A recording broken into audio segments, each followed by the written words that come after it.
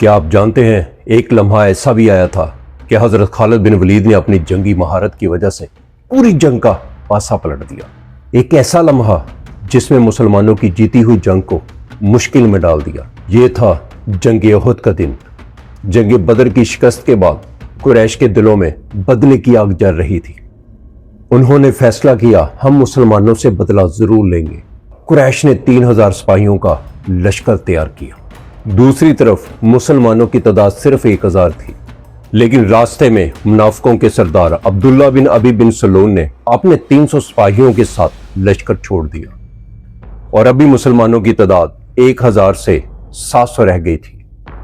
جنگ شروع ہو چکی تھی اور اس جنگ میں حضرت خالد بن ولید قریش کے گھڑ سوار دستے کے کمانڈر تھے اور رسول اللہ صلی اللہ علیہ وسلم نے پہاڑ پر 50 تیر انداز مقرر کیے اور انہیں سختی سے منع کیا، جو مرضی ہو جائے، ہم جنگ ہارے یا جیتے تم کسی حالت میں اپنی جگہ نہیں چھوڑو گے۔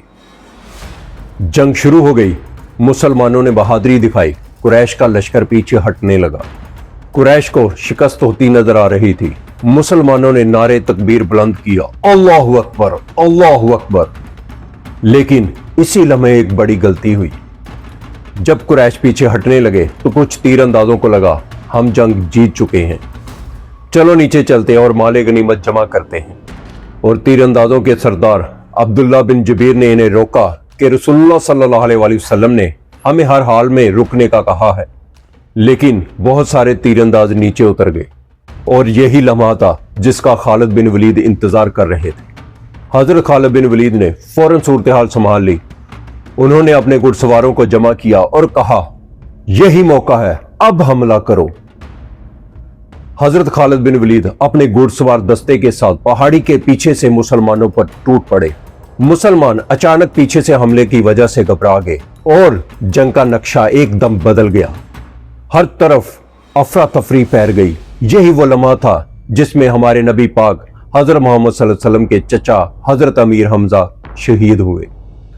مسلمانوں کے دل میں غم اور صدمہ چھا گیا، لیکن اس سب کے باوجود صحابہ نے نبی کریم صلی اللہ علیہ وسلم کی جان بچانے کے لیے اپنی جانیں قربان کی۔